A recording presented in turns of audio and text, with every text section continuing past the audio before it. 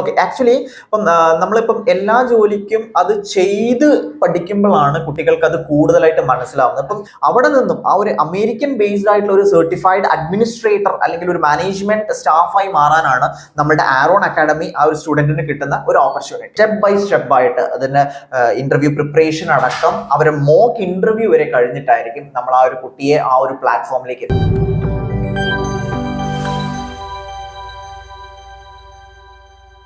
ഒരു കാലഘട്ടത്തിൽ വിദ്യാർത്ഥികൾ ഏറ്റവും കൂടുതൽ ചൂസ് ചെയ്തിരുന്ന കോഴ്സുകളാണ് മെഡിസിൻ, എഞ്ചിനീയറിംഗ് തുടങ്ങിയവ. എന്നാൽ ഇന്നത്തെ തലമുറ മാറ്റി ചിന്തിച്ചിട്ടുണ്ട്. Medical coding, medical scribing, hospital administration തുടങ്ങിയ കോഴ്സുകളിലേക്ക് അവർ സ്വിച്ച് ചെയ്തിട്ടുണ്ട്. ഇന്ന് എൻ്റെ കൂടെ ഉള്ളത് മിസ്റ്റർ നിഖിൽ, ഞങ്ങളുടെ ഹോസ്പിറ്റൽ അഡ്മിനിസ്ട്രേഷൻ ഫാക്കൽറ്റിയാണ്. നമുക്ക് ആളോട് ഹോസ്പിറ്റൽ അഡ്മിനിസ്ട്രേഷനുമായി ബന്ധപ്പെട്ട കുറച്ച് കാര്യങ്ങൾ ചോദിച്ച് മനസ്സിലാക്കാം. നിഖിൽ, എന്താണ് ഹോസ്പിറ്റൽ അഡ്മിനിസ്ട്രേഷൻ എന്ന് പറഞ്ഞൊരു കോഴ്സ്? ആക്ച്വലി നമ്മുടെ ഹോസ്പിറ്റൽ അഡ്മിനിസ്ട്രേഷൻ കോഴ്സ് എന്ന് പറയുന്നത് അതൊരു മാനേജ്മെന്റ് ലെവൽ കോഴ്സാണ്.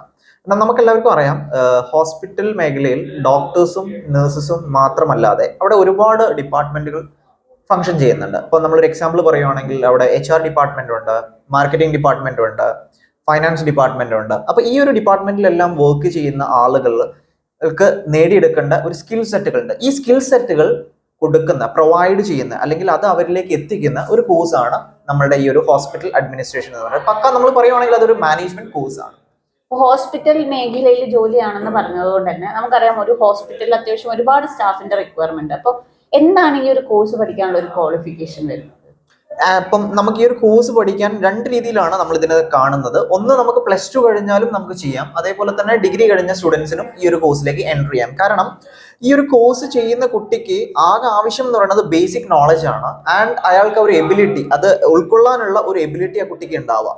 അപ്പം +2 കഴിഞ്ഞ സ്റ്റുഡന്റ് ആയാലും ഡിഗ്രി കഴിഞ്ഞ സ്റ്റുഡന്റ് ആയാലും അവർക്ക് രണ്ട് കാറ്റഗറിയുള്ള ആളുകൾക്കും ഈ ഒരു കോഴ്സ് ഈസി ആയിട്ട് ഗ്രാബ് ചെയ്യാൻ സാധിക്കും. കാരണം ഒരുപാട് കഴിവുകളാണ് അവരുടെ ഈ ഒരു കോഴ്സ് കംപ്ലീറ്റ് ചെയ്യുമ്പം അവർ നേടിയെടുക്കുന്നത്, അത് മാനേജ്മെന്റ് ലെവലിലുള്ള കഴിവുകൾ.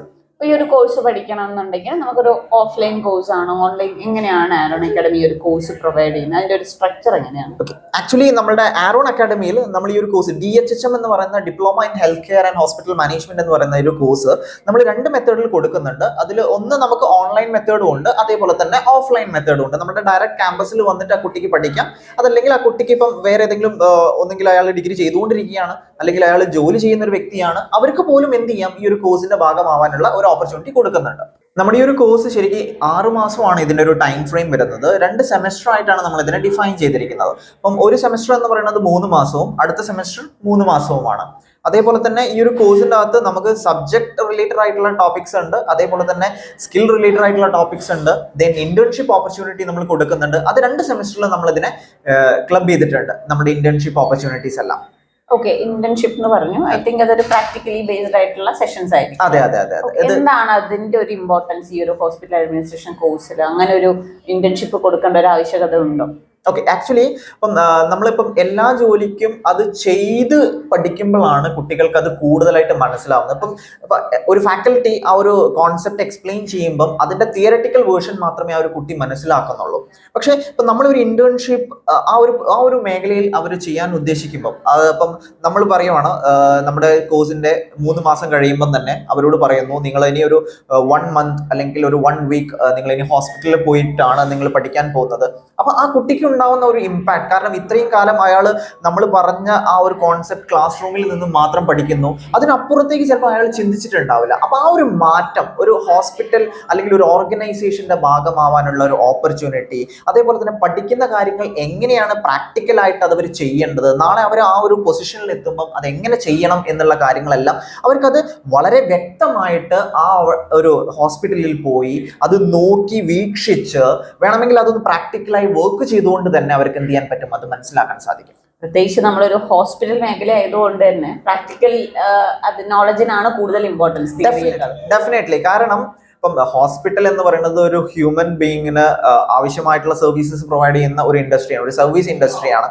അതിലുപരിയായിട്ട് ഒരു ക്ലിനിക്കൽ എന്ന് വെച്ചാൽ ഇപ്പം നമുക്ക് പേഷ്യന്റ് കെയർ ആണ് അവിടെ നടക്കുന്നത്. അപ്പം അവിടെ ഇപ്പം പേഷ്യന്റിനെ ട്രീറ്റ് ചെയ്യാൻ ഡോക്ടേഴ്സ് ഉണ്ട്, പക്ഷേ പേഷ്യന്റിനെയും ഡോക്ടേഴ്സിനെയും ഓർഗനൈസേഷനെ കംപ്ലീറ്റ് ആയിട്ട് കൺട്രോൾ ചെയ്യുന്നതും അതിനെ ഹെൽപ്പ് ചെയ്യുന്നതും നമ്മളുടെ മാനേജ്മെന്റ് ഡിപ്പാർട്ട്മെന്റ് സ്റ്റാഫുകളാണ്. അപ്പൊ അങ്ങനത്തെ ആളുകൾ വളരെയധികം സ്കിൽഡ് ആയിരിക്കണം. ഇപ്പം അവരുടെ കമ്മ്യൂണിക്കേഷൻ, അല്ലെങ്കിൽ അവരുടെ ഇന്റർപേഴ്സണൽ സ്കിൽ, അല്ലെങ്കിൽ അവരുടെ ഡിസിഷൻ മേക്കിംഗ്, ഇങ്ങനത്തെ കാര്യങ്ങളെല്ലാം അവർ ആ ഒരു യഥാർത്ഥ സിറ്റുവേഷൻ എങ്ങനെ നടക്കുന്നു, അല്ലെങ്കിൽ ആ ഒരു യഥാർത്ഥ എന്താണ് ആ ടാസ്ക് എന്നുള്ളതെല്ലാം വ്യക്തമായി അതിനെ മനസ്സിലാക്കി കറക്റ്റായിട്ട് അവരത് പഠിച്ചാൽ മാത്രമാണ് അവിടെ നമുക്ക് ആ ഒരു ജോലിയിൽ ചെയ്യുമ്പം അതിന് റിസൾട്ട് കിട്ടുകയുള്ളൂ.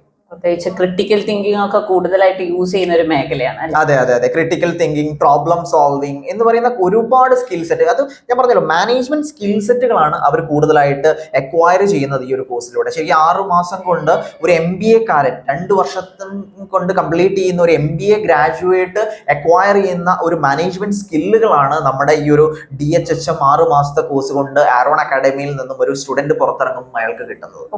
DHHM എന്ന് പറഞ്ഞു, എന്താണ് ആ ഒരു DHHM? അതിന്റെ അതോറിറ്റി അല്ലെങ്കിൽ സർട്ടിഫിക്കറ്റ് പ്രൊവൈഡ് ചെയ്യുന്ന അതോറിറ്റി, അഫിലിയേഷൻ, കാര്യങ്ങളൊക്കെ ഒന്ന് പറയാം. ഓക്കെ, DHHM എന്ന് പറയുന്നത് diploma in health care and hospital management എന്നാണ് നമ്മൾ അതിനെ പറയുന്നത്. അത് നമുക്ക് പ്രൊവൈഡ് ചെയ്യുന്നത് അമേരിക്കൻ ബോർഡ് ഓഫ് എഡ്യൂക്കേഷൻ എന്ന് പറയുന്ന ഒരു അമേരിക്കൻ സർട്ടിഫൈഡ് ഏജൻസിയാണ്. അപ്പം നമുക്കറിയാം അമേരിക്ക എന്ന് പറയുന്നത് വെൽ റെപ്യൂട്ടഡ് ആയിട്ടുള്ള ഒരു കൺട്രിയാണ്, വെൽ ഡെവലപ്ഡ് കൺട്രിയാണ്. അതേപോലെ തന്നെ നൂതന ടെക്നോളജീസ് യൂസ് ചെയ്യുന്ന ഒരു രാജ്യമാണ്. ആൻഡ് കൂടുതൽ ഇപ്പം നമ്മളിപ്പോൾ MBBS മേഖലയിൽ നോക്കുമ്പം MDs എല്ലാം ചെയ്യുന്നത്, അധിക ഡോക്ടേഴ്സ് ചെയ്യുന്നതും US ബേസ്ഡ് ആയിട്ടുള്ള സർട്ടിഫിക്കേഷൻ ആണ് അവർ പ്രിഫർ ചെയ്യുന്നത്. അപ്പം അവിടെ നിന്നും ആ ഒരു അമേരിക്കൻ ബേസ്ഡ് ആയിട്ടുള്ള ഒരു സർട്ടിഫൈഡ് അഡ്മിനിസ്ട്രേറ്റർ അല്ലെങ്കിൽ ഒരു മാനേജ്മെന്റ് സ്റ്റാഫായി മാറാനാണ് നമ്മുടെ ആരോൺ അക്കാഡമി ആ ഒരു സ്റ്റുഡന്റിന് കിട്ടുന്ന ഒരു ഓപ്പർച്യൂണിറ്റി. നേരത്തെ പറഞ്ഞു നമുക്ക് +2 കഴിഞ്ഞാലും ഡിഗ്രി കഴിഞ്ഞാലും ഈ ഒരു കോഴ്സ് ചൂസ് ചെയ്യണം. അപ്പോൾ ഒരു +2 കഴിഞ്ഞ ഒരാളെ സംബന്ധിച്ചിടത്തോളം ഈ കോഴ്സ് പഠിക്കാൻ ഡിഫിക്കൽട്ട് ആയിരിക്കും. എന്താണ് ഇതിന്റെ ഒരു സിലബസും സബ്ജക്റ്റും കാര്യങ്ങളൊക്കെ വരുന്നത് എന്താണ്? ഓക്കെ, ആക്ച്വലി ഇപ്പം നമ്മൾ നേരത്തെ പറയുകയുണ്ടായി, ഈ ഒരു കുട്ടി നേടിയെടുക്കുന്ന കഴിവുകൾ അല്ലെങ്കിൽ അയാൾ പഠിക്കാൻ പോകുന്ന സബ്ജക്ട് എല്ലാം മാനേജ്മെന്റ് ബേസ്ഡ് ആണ്. അപ്പം മാനേജ്മെന്റ് എന്ന് പറയുമ്പം എങ്ങനെ ഒരു ബിസിനസ്സിനെ സിമ്പിളായിട്ട് സ്മൂത്ത് ആയിട്ട് ഫങ്ഷൻ ചെയ്യാം എന്നുള്ളതാണ് പഠിക്കുന്നത്. അപ്പോൾ ഇതിൻ്റെ അകത്തുള്ളത് ഇപ്പം എക്സാമ്പിൾ പറയുകയാണെങ്കിൽ ഇപ്പോൾ ഫസ്റ്റ് സെമിസ്റ്ററിൽ നമ്മൾക്ക് ഹാൻഡിൽ ചെയ്യാനുള്ള പേപ്പേഴ്സ് എന്ന് പറയുന്നത് എങ്ങനെയാണ് ഒരു ബിസിനസ് മാനേജ്മെന്റ് രീതിയിൽ റൺ ചെയ്യുന്നത്, മാനേജ്മെന്റ് പേപ്പർ എന്നാണ് അതിനെ പറയുന്നത്. അതേപോലെ തന്നെ ഫൈനാൻസ്, ഒരു സ്ഥാപനത്തിലെ ഫൈനാൻസ് മേഖലകളെ എങ്ങനെ നമ്മൾ കൺട്രോൾ ചെയ്യണം എന്നുള്ളതാണ് അടുത്തൊരു പേപ്പർ വരുന്നത്. ആൻഡ് പിന്നെ വരുന്നത് ഹോസ്പിറ്റൽ അഡ്മിനിസ്ട്രേഷൻ എന്ന് പറയുന്ന ഒരു മേഖലയെ കുറിച്ച് മനസ്സിലാക്കാനുള്ള ഒരു പേപ്പറാണ്. അതേപോലെ തന്നെ ഹോസ്പിറ്റൽ പ്ലാനിങ്, എങ്ങനെയാണ് നമ്മൾ അവിടെ നടക്കേണ്ട കാര്യങ്ങൾ എന്ന് വെച്ചാൽ ഇപ്പം ഡേ ടു ഡേ ആക്ടിവിറ്റീസ് ആയിക്കോട്ടെ, അല്ലെങ്കിൽ ഒരു ഫ്യൂച്ചറിസ്റ്റിക് ആയിട്ട് ഒരു പ്രൊഡക്റ്റ് പർച്ചേസ് ചെയ്യുന്നതായിക്കോട്ടെ, എന്തൊക്കെ കാര്യങ്ങൾ അവിടെ നടക്കുന്നുണ്ടോ അതിനെക്കുറിച്ചുള്ള ഒരു മുൻകൂട്ടി ധാരണ നമ്മൾ എങ്ങനെ ക്രിയേറ്റ് ചെയ്യണം, അതിന്റെ ഒരു പ്ലാനിങ് പ്രിമൈസ്, ആ ഒരു പ്ലാനിങ് കാര്യങ്ങളും നമ്മൾ എന്ത് ചെയ്യുന്നുണ്ട് ഈ ഒരു കോഴ്സിന്റെ ഫസ്റ്റ് സെമിസ്റ്ററിലൂടെ നമ്മൾ മനസ്സിലാക്കുന്നുണ്ട്. ഇത് കൂടാതെ പ്രത്യേകിച്ച് ഇതൊരു മെഡിക്കൽ മേഖല ആയതുകൊണ്ട് നമുക്ക് കുറച്ച് മെഡിക്കൽ ടേംസും നമ്മൾ അറിഞ്ഞിരിക്കണം. അപ്പൊ അതിന്റെ ഭാഗമായിട്ട് മെഡിക്കൽ ടെർമിനോളജി എന്ന് പറയുന്ന ബേസിക് ആയിട്ടുള്ള നമ്മുടെ ഡിസീസസ്, അതിന്റെ പ്രൊസീജിയേഴ്സ് എന്നൊക്കെ പറയുന്ന ഒരു പേപ്പറും കുട്ടി പഠിക്കുന്നുണ്ട്. അപ്പം അതുകൊണ്ട് +2 കഴിഞ്ഞ അയാളും ഡിഗ്രി കഴിഞ്ഞ ഒരു സ്റ്റുഡൻ്റ് ആണെങ്കിൽ പോലും എന്ത് ചെയ്യാം, ഈസി ആയിട്ട് ഈ ഒരു പേപ്പേഴ്സ് അവർക്ക് ആക്സെപ്റ്റ് ചെയ്യാനും, അതേപോലെ തന്നെ ഇത് പഠിക്കുമ്പം അവർക്ക് ഒരു വലിയൊരു ബുദ്ധിമുട്ട് ഫീൽ ചെയ്യുന്നില്ല. കാരണം ഒരു ബേസ് ലെവൽ മുതലാണ് നമ്മൾ അതിനെ ട്രീറ്റ് ചെയ്ത് കൊണ്ടുവരുന്നത്. നിഖിൽ, അപ്പൊ ഇതിന്റെ ഒരു എക്സാം പാറ്റേൺ ഒക്കെ എങ്ങനെയാണ്?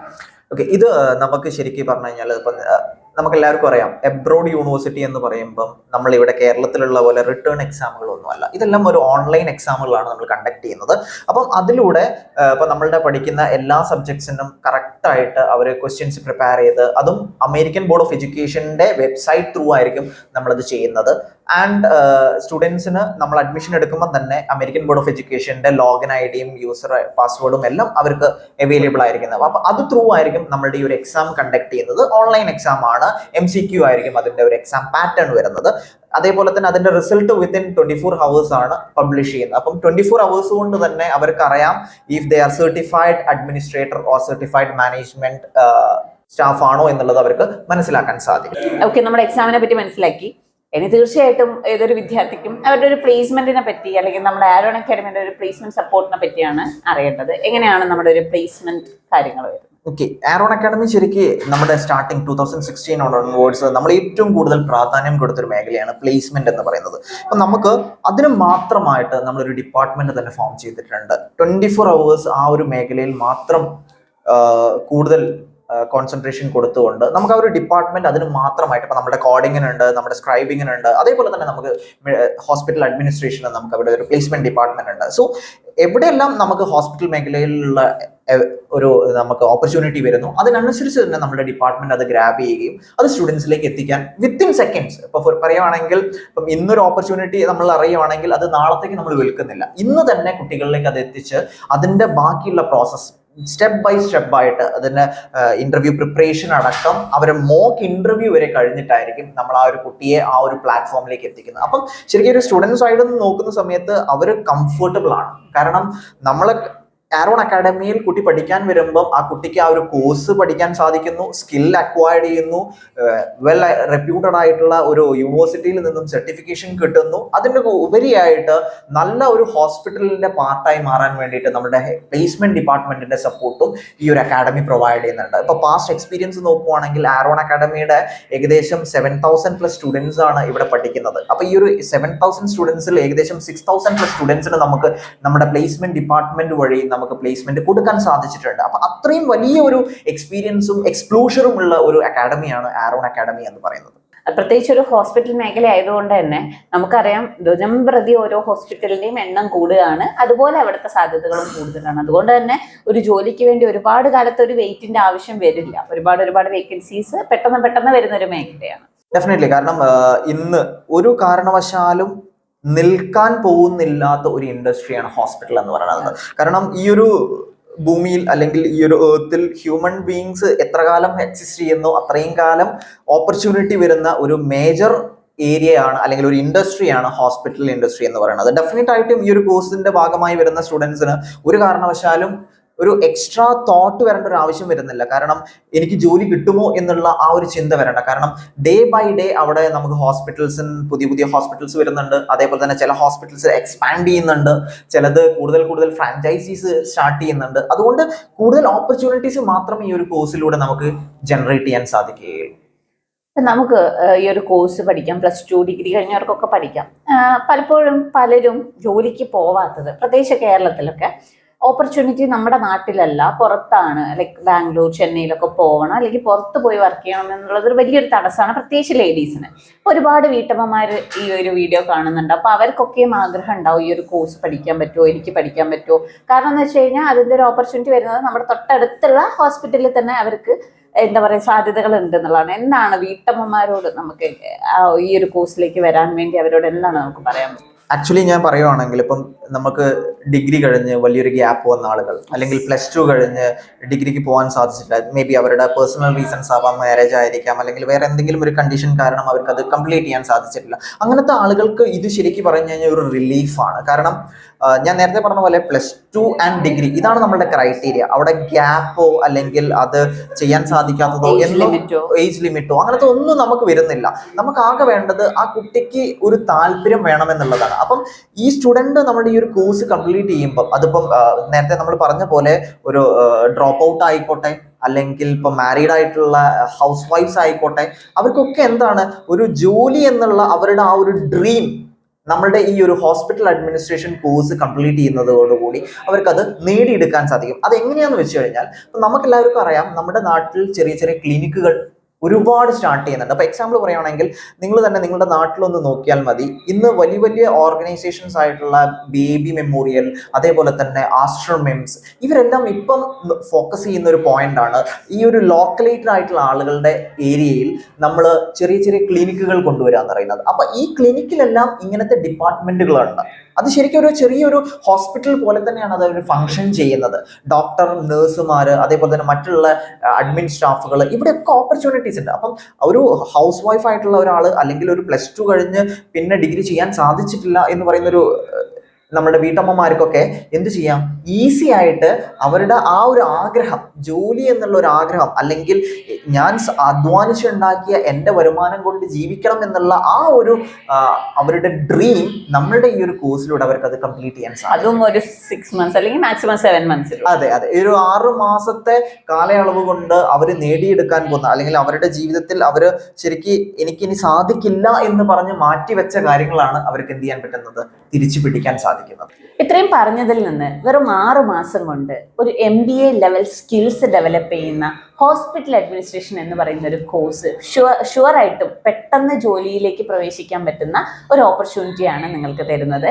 ഡിഗ്രി കഴിഞ്ഞവരോ +2 കഴിഞ്ഞവരോ അല്ലെങ്കിൽ എഡ്യൂക്കേഷനിൽ നിങ്ങൾക്കൊരു ഗ്യാപ്പ് വന്ന ഒരാളോ ആയിക്കോട്ടെ, നിങ്ങൾക്ക് തീർച്ചയായും ഹോസ്പിറ്റൽ അഡ്മിനിസ്ട്രേഷൻ കോഴ്സ് പഠിക്കാം. അതും ഒരു അമേരിക്കൻ സർട്ടിഫൈഡ് ഹോസ്പിറ്റൽ അഡ്മിനിസ്ട്രേറ്റർ ആവാം. കൂടുതൽ വിവരങ്ങൾ അറിയാൻ ഞങ്ങളുടെ അക്കാഡമിയുമായി ബന്ധപ്പെടുക. Thank you.